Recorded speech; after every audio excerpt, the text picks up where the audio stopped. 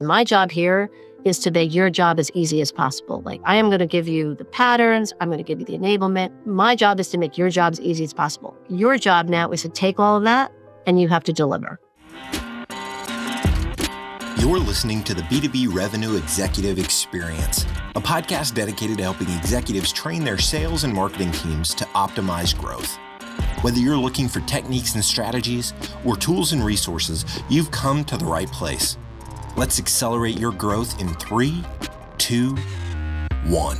Hello, everyone, and welcome to the B2B Revenue Executive Experience. I'm your host, Cory, and today I have with me Alyse Daghelian. She's currently serving as the CRO of Rocket Software. And as you might imagine, she's responsible for driving revenue growth and expanding Rocket Software's market presence, leveraging her extensive experience in sales leadership and business development. Before joining Rocket Software, she held several influential leadership positions at companies like IBM.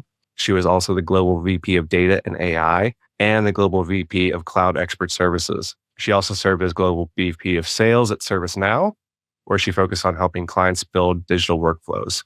Alyse, it's a pleasure to have you on the show. Welcome. Thank you so much, Cory. Happy to be here. Yeah, I'm excited to get into this. I know that just kind of chatting and looking at your career and kind of where your focus is now, I think that we have kind of a lot in common. And so it's going to be interesting to kind of dig into it and what you're involved with now. Well, I'm curious to hear how you got started then.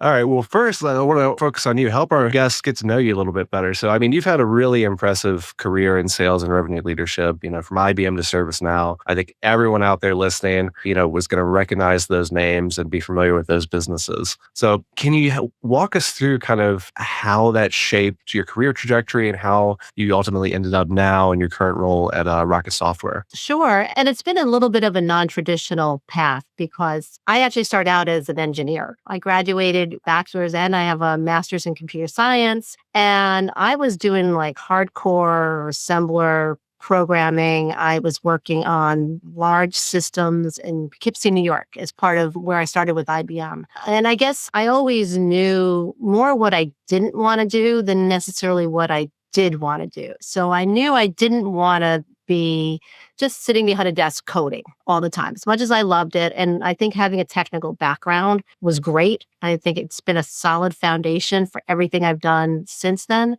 But I wanted to be out in the front. I knew I wanted to be in leadership roles, but I didn't quite know where that path was going to take me. So I just talked to a lot of people and I had good mentors inside of IBM. And I started down a technical management path. And then I had the opportunity to move out to San Jose to take on a large development leadership role at our lab there. And it was at the time of the dot-com boom. So it was 99. It was a lot of startup companies. We were in the middle of Silicon Valley. And it was really a pretty dynamic time to be there. Like, we were looking at buying a house and the prices were crazy. You had to go into like lottery systems to even try and win a house to bid on. And then 2000 bust. It was just, so I lived through kind of the highs and the falls of that. But I learned a lot. I had to do a lot of talent development through the team we had there, worked with great partners. Actually, one of those partners was Rocket Software. And then I had the opportunity to come back east. And most of my family, almost all my family was on the East Coast. So having small kids at the time, that was a logical move to come back to that support system. But I knew I didn't want to stay in the development field still. I wanted to try and go into sales. And so I made the leap into the sales engineering organization, which is a frontline sales organization with technical depth, helping our clients solve their problems. And then from there, I went into executive leadership in the sales ranks. And from there, I was recruited at a certain point to go over to ServiceNow, and that was a big leap. Very different company, very high growth, completely SaaS-based company, and that gave me the opportunity to go into different business models, different challenges. And then I was recruited to come to Rocket Software, which was a little bit, like I said, a 360 because I had worked with the company 20 years prior. And I knew the company, respected the company greatly. And I could take all these years of learning, the technical depth, all the sales experience I had had, and apply it to Rocket. Wow, that's quite the journey. Not your typical one. As I said, it was a little bit of a non-traditional, but I think provided a great foundation. Yeah, I could certainly see that. And I'm really intrigued by it because on the one hand, I don't want to enforce certain stereotypes, but on the other hand, I want to acknowledge them because I think they exist. I think that sometimes within like a revenue organization, right, we kind of see the more technical side of the house kind of butting heads with more of the like frontline sales leadership or like, when do we bring in these people? Are they going to say the right thing? So it kind of talk to me, what was that transition like going from kind of a strictly technical modality and leadership to then sales engineer, which is kind of, a split between, and then making that final jump to the true kind of just sales leadership, revenue leadership roles? It was a pretty, I don't want to say seamless, but maybe it was because of the organizations I was in. We never really had that contention. But I think because I came from engineering and then going into sales, I was really engaged with our engineering teams early through all the sales process. So to me, I've always had the mantra, it takes a village. When you're working with clients and you're trying to get through very complex situations and you have big numbers that you have to take down. I mean, I always say it takes a village. And every single one of the roles that I've had have been like amazing partnership roles with the development organizations, with all the organizations that make up a business. Because if you get everybody sort of in the boat with you early and you leverage the expertise that sits across an organization early, you go to them for advice. The engineering and development teams are so credible in front of clients. It just, I think, brings up the level of engagement for the entire organization. Yeah, I couldn't agree more. And it seems like you had great cultures in both of those companies, right? And that's certainly something I've seen is one, you have the cultural aspect. And also if you have some sort of a common framework or language where, the go-to-market teams can work together, can collaborate and kind of share that expertise at the right time and in the right way, it really does make all the difference. I mean, culture is, you're hitting on something that's so important. And I think it's been so critical to the success. And I'll tell you, it's different in every company, of course. The culture at Rocket is probably the strongest I've ever seen in a company in the sense that like we live by culture at every single level of our organization. Empathy, humanity, trust, and love have been the 4 tenets that were created by the gentleman who built the company, Andy Eunice, 35 years ago. So he built his company on those tenets, and every single dimension of how we engage with customers, how we work among each other is demonstrated from the top down. And if you don't have that top down view of how to drive those values, then it gets disrupted in the chain. And I think a company really needs to stand behind values. They say culture eats strategy for breakfast, right? Yeah, it certainly does. And it evolves organically, whether you make it intentionally or not. And I think I definitely agree, it's a top-down initiative. And I was actually speaking earlier this week with a guy whose whole thing is kind of doing the same thing, like helping leaders instill culture, helping them instill processes, but for small teams. And what's kind of unique, or at least what was interesting to me, is that he was saying a lot of the things that really effective CROs say. So we think of it as very different, but also, he was saying you've got to create this culture because if you don't, and you don't have it from the top down, even if you're a 3 to 5 person company, it's really going to get in the way of everything else, right? It's going to eat strategy for breakfast. Yeah, absolutely. Every team has to demonstrate these values, and you have to call it out when it's not happening too. I mean, it has to be infused into your performance measurements and into how you evaluate new talent. So we are really, really careful of new people we bring into the organization that they are going to uphold those values. And you can go across anyone in an organization, and if they can recite and, really stand behind the values, then you're doing the right thing. Absolutely. Well, hey, speaking of Rocket Software, we've touched on the culture a little bit. I'd love to dive in more, especially because you all just went through a massive acquisition, $2.2 billion, integrating over 750 employees, many of them go-to-market professionals. Talk me through what that was like. Yeah, I probably should start first because not all the viewers are going to know who Rocket Software is. So Rocket is a 35-year-old company. It was built as a strong engineering-based company with strong solutions and skills around enterprise systems. So whether those are the mainframe or whether it's System I, some of the other enterprise systems. And a lot of what we built was sold by IBM. So you wouldn't know necessarily all of them as Rocket products because they were rebranded as IBM products and sold through their ecosystem.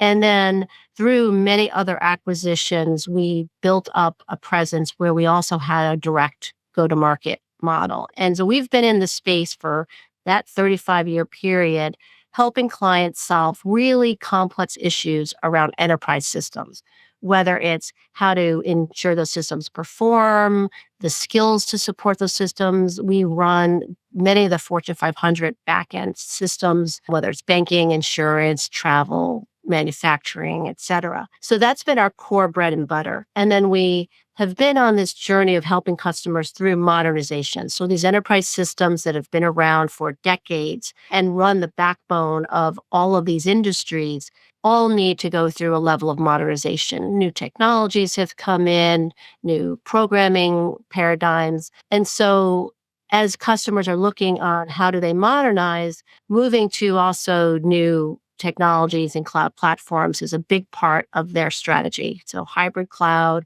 big part of their strategy. And so we recently just did an acquisition, the application modernization and connectivity assets that were formerly Micro Focus, and many folks will recognize that name, were the assets that we acquired. And that really gave us the full end-to-end capability to help clients through this modernization journey. If you want to stay on your large enterprise systems, stay on your mainframe, we have absolutely the portfolio to help you optimize applications, improve skills, improve security. If you want to take part of that estate and you want to move it under AWS or Google or run it on a distributed platform, we have now all of the end capabilities that will help you through that journey. So that's a long-winded way of saying that now we are a significantly larger modernization company. We've acquired an amazing set of technologies from these Micro Focus assets.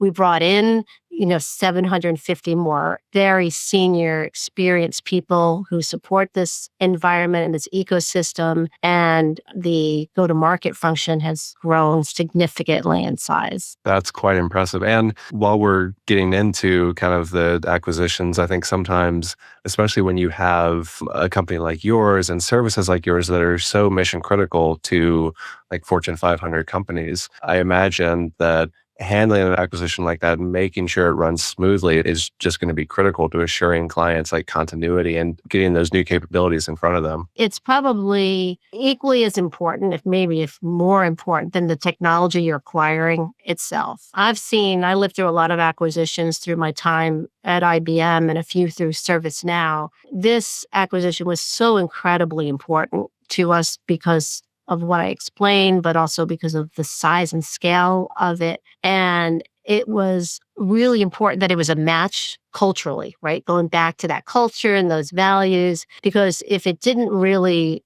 match our culture and values, I think this thing could have gone sideways really easily. And it didn't. We had been kind of scouting out this company for some period of time because of it was just really going to be a good match for Rocket.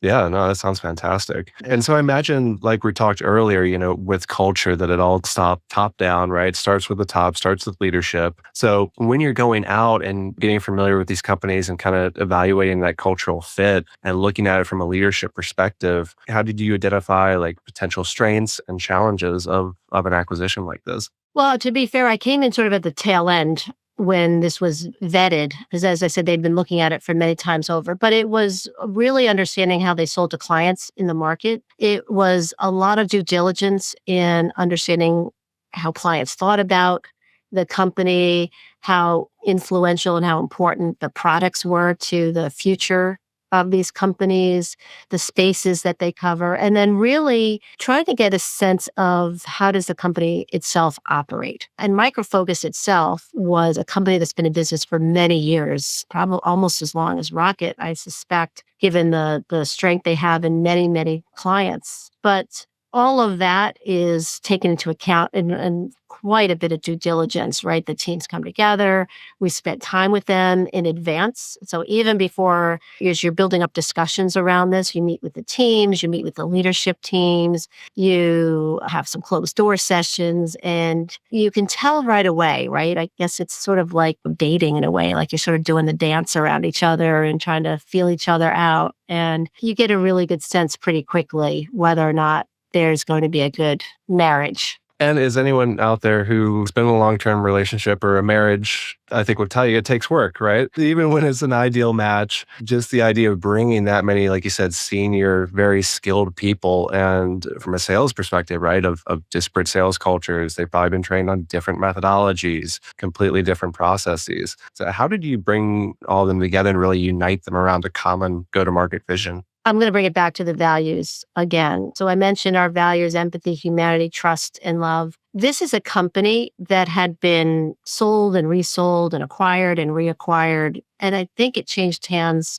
at least twice in 18 months. So here's a set of employees that were so devoted to the product, yet had been through quite a bit of turmoil over last couple of years. So a big part of what we really factored on was that sense of humanity and empathy, was to recognize these guys have been through a lot. And here they are being acquired again, coming into another company. Their career paths had not been consistent.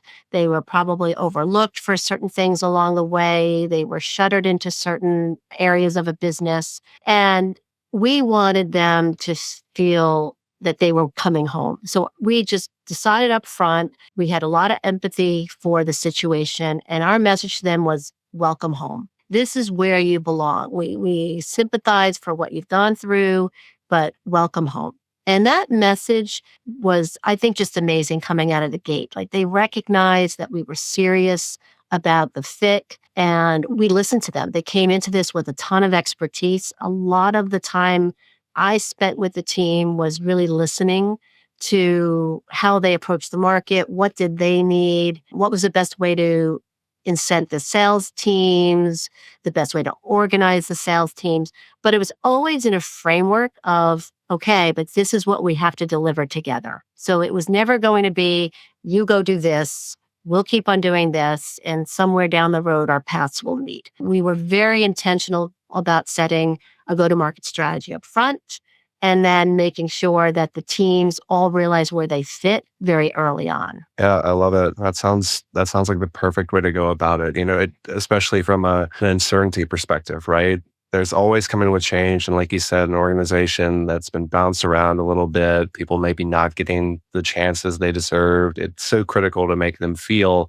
one, that this is going to be a stable thing. They're going to be listened to. They're going to be heard. So I imagine that's step one. It lays an incredibly strong foundation.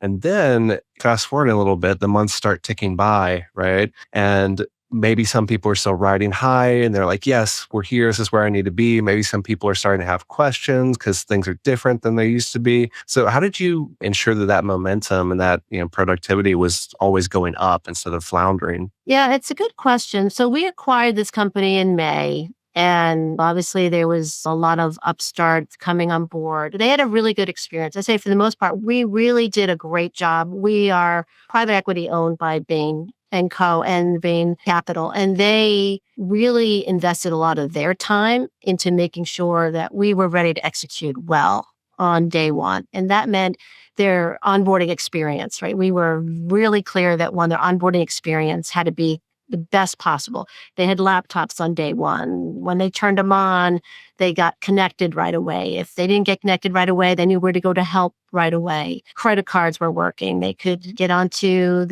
our systems to do videos and calls right away. So that day one experience was really important. I'd say 2 months in, what I did, which really, really was beneficial, is I pulled the entire go-to-market leadership team together. So in person, several days, we just used it as an opportunity to get to know each other, develop priorities as a team, bond as a team. And coming out of that, there was a really great reaction.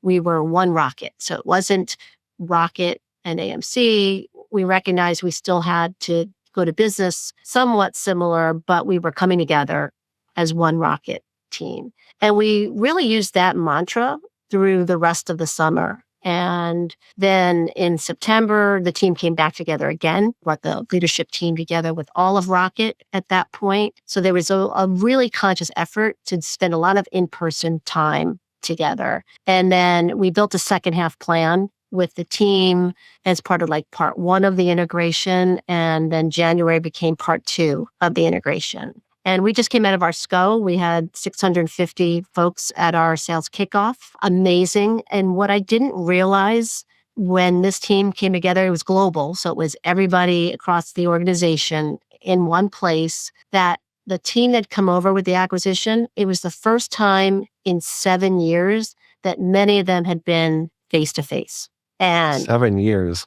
7 years. So when we planned it, I didn't know that that was the case. It was obviously we were going to bring it together as a in-person event, but it goes to show you have to really understand where somebody's coming from. Yeah. Wow. 7 years. That's hard to believe, but I mean, it happens. For the first time ever. Yeah. And I think one thing I want to point out, if I understood this correctly, is when you did these face-to-face meetings and bringing in the GTM leaders, right? It seems like you did it in a very intentional way, right? You did it once, get to know each other several days, long enough to talk, meet, exchange ideas, form an initial strategy. And you came back again, dug in one more time, and then finally you had the launch plan and then a second half plan as well. Can you kind of speak to why it's so critical to do these in a structured manner like that? Because from my experience, sometimes you get together offsite and it's great for a week and you come back and then everything's the same until you do it again, right? You have the best intentions, but things fall flat. Yeah, it's so funny because it makes me think of a message I delivered to the sales team last week. And that is, you would think engineering, building products is the most structured discipline. And I would say it's not. The most structured discipline is in the sales function, in the go-to-market function. Like you have to be intentional with everything that you're doing. I'm extrapolating this to, when you're in front of clients and you're building a sales plan and you're thinking through, okay, like what do I need to do next? What could go wrong? What are the objections? Where am I going to get hit from different competitive angles, right? This sales is a very disciplined sport, and you need to really prepare, plan, practice, deliver, right? Those are very intentional steps. And I think that if you're good at your sales discipline, then you apply that to many other aspects of your life. And so you're right, it was intentional to empathize with this team, deliver the welcome home message, bring them together so that they could meet their peers, realize they're part of a bigger organization, that we're going to go to market as one organization, deliver a lot of communication after that. So I'm a big fan of bringing people along on a journey. So I try to paint a vision and the why, and then have good communication following that, repeatable. Law of three, right? Everybody needs to see things at least 3 times before it sinks in. Again, have structured meetings where, whether it's team building or whether it's account planning or whether it's roundtables or whether it's education sessions, right? All of those are structured with, deliverables coming out of that. Again, all that happens in the interim in terms of coming back together remotely, working on plans, making sure you've got the right leadership in place that's going to take this organization forward. I mean, everything I just described is so intentional, and you have to build that master plan around it. So I'm curious, you mentioned account expansion, and that's been in the back of my head because I'm thinking, you go through an acquisition like this, you have all of these incredible capabilities, right? You add to the fold. And I'm thinking one of the first things you're going to want to do is get in front of clients and show them, right? See if they're new, high potential upsell, cross-sell opportunities. So what is that process like? How did you go about being, again, intentional and strategic when you approached existing clients about all these new capabilities? Yeah, well, I will tell you, and it's probably because of my background around analytics and data and so forth. But again, I think you approach it with really a data intensive driven process. So I'm not a big fan of like the spray and pray approach. So in a territory, at an account level, how much information do we know about what's happening in that account, in that industry. What's the install base? What are initiatives? What's the company saying in their 10 Qs, right? What are the minutes from their quarterly recordings and their analyst days saying? And being intentional about getting as much information as you can, and then leveraging that information in a very specific way. We do account-based marketing plans. So we put marketing folks in the field with sales folks. We have named accounts that we would deem as strategic. We identified early where are ones that are, not that they're just upsell, but what are the upsell plays you want to run? So you want to really give a playbook, much like you would do for any sports team, right? Here are the plays on the ground we want you to run. And they're based on analysis and data that say, if customer has A, they're more likely to buy B. Customers are coming to our website and they're looking at these combinations of products. How do you take that information and then parlay it back out into sales materials for the team? And so really, again, going back to that word around intentional, it was, okay, you are in this territory with these set of accounts. You've got the reps who came over from the acquisition, you've got your heritage reps, you have now shared territories. How are you going to sit down and build out account plans? And by the way, here's your playbook, and here's a whole lot of intel into what's happening. So, I think it is very intentional, very data-driven, and it is running that disciplined sport. I love it. I mean, that's a fantastic way to go about it. Putting marketing in the field with sales, ABM, identifying the right accounts, like who can afford us, who's actually interested right now, making a strategic plan, everyone on the same page. And I was struck by how you mentioned a playbook too, because that led me to think, well, we can have the best playbook in the world, and then we get onto the field, so to speak. And sometimes some of maybe our best players, our A players, our top performers, they might call an audible. They might say, "I really good feeling about this." And when we're talking things like forecasting, we want to probably ignore those really good feelings. But in other ways, when they know their accounts, right, those intuitions can be powerful. So how do you balance that really strategic data-driven approach with making room for intuition and relationship-driven motions as well? Yeah, it's a good question. And, I have some pillars of, and guidelines that I always operate behind. And so one of those is those closest to the client know best, right? And I try to put as much resource close to the client in territory as possible. And so they have their territory, they have their data, they have their clients, they know what's happening in the industry. We give them a lot of enablement, but it's enablement that they can also pull from. So they have to know where to go to get stuff quickly based on the situation. And so you give them all the tools to be successful, but then you need to have trust that you've recruited the best people that you can, that they are set up to make good decisions.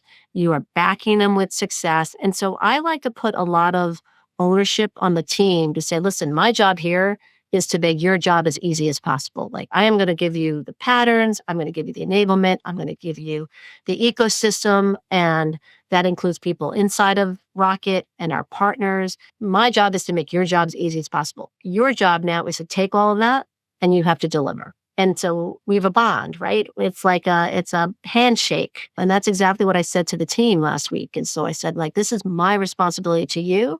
And then your responsibility back to me is you need to deliver. And I think that's the right way to message it. Yeah, it's very transparent and very direct and also very empowering. That's a powerful mix. I think so. And they're the ones in front of clients. Like, it's a tough. Sales is the toughest role out there. Maybe first line manager of sales is even tougher, I'd venture to say. And we have to recognize that they're putting themselves on the line every day. They're hearing no every day. And we're telling them to go back in there again and again and find value. But key is just you have to be in front of clients. There is no other magic pill to make this easier. It's a grind, but you have to be in front of clients and you have to listen to them and then tailor what you're selling. It's excellent advice. And it sounds simple. And that is often the hallmark of excellent advice, because it's hard to do and easy to lose track of. Like, get out there, listen to your clients. Yep. Okay. Alyse, as we kind of near the end of the show, we have two questions that we ask every guest. And the first is, if you could go back maybe 5, 7, 10 years and think a pivotal moment in your career, giving advice to your younger self, what would you say and why?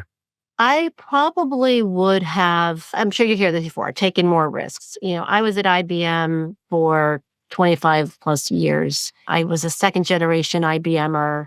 And while I feel like I took risks in my career inside of IBM, the thought of leaving IBM was actually pretty scary to me. I have 4 kids. I was just a lot going on. But I grew a lot by taking chances. One of my chances was picking up with small kids and moving to California with no support structure. And I never would be here today if I hadn't done that. So I think it is, whether or not you stay in a company or whether you leave a company, just you have to grow. You have to keep growing. And I think that's the best advice that I could give to anyone, and certainly to my younger self, is take the risk, keep on growing. You are so much more capable of doing what beyond what you think you can do when given the chance. I love it. That's excellent advice. Okay. Final question for you. We're recording this in early February 2025. If we're looking 5 years out from now, what is one shift coming for go-to-market teams that we don't quite see on the horizon yet? Well, I think the way clients buy and use products will continue to shift. You've seen that happen over the number of years, how many customers, by the time you get to them, have already made their decisions. They're using a lot of social interactions to decide decision making. So I think what's going to change for us is just getting more intel in terms of buying patterns, what customers want, how to tailor ourselves to that. It's just amazing what's happened even in my time here at Rocket, the way we're using data collected off of our website and personalizing that data. So someone comes to your website and they look up a certain aspect of your portfolio. Then that person goes into an elevator and what comes up on the screen is related to what they just looked at on the website. So very personalized. Now you could say that's a function of AI and it's a function of technology. Absolutely, right? That's going to be infused in everything, but how we use it is going to continue changing how we interact with customers. And so even in 12 months, I wouldn't have thought that that scenario I described was going to be one that was so prevalent, but you just take that and extrapolate that out. And I think it's going to be really interesting. And at the heart of it's still data. And how do you take that data and make it as personalized as possible? I'm going to be highly intrigued to see how that plays out, because it'll be tempting, I think, for some people to lose sight of the customer in that, and of always putting that data in service of more personalization from what the buyer wants. But I think the good companies like Rocket are going to do it that way, and it's going to help a lot of people, right? Make buying easier. That's always the trick, I think. Well, and I'll tell you just real quickly. So, we described on stage that process by how we're leveraging data. And we had a customer in the audience who also spoke at the event. And he came to me afterwards and he said, I want you to do that. I want you to know as much about me as possible, as much about my pain points and my industry as possible, because the more you know in advance, the more valuable you are to me. And I just thought that was a great way to define it. It certainly is. All right. Well, Alyse, this has been a fabulous conversation. If people want to learn more about you, more about Rocket Software, where should they go? They can certainly go to our Rocket homepage, so rocketsoftware.com. My LinkedIn is out there, so looking forward to having many more conversations like this. So thank you very much for having me. Hey, it's been our pleasure. Thanks for coming on the show. Thank you. You've been listening to the B2B Revenue Executive Experience. To ensure that you never miss an episode, subscribe to the show in iTunes or your favorite podcast player. Thank you so much for listening. Until next time.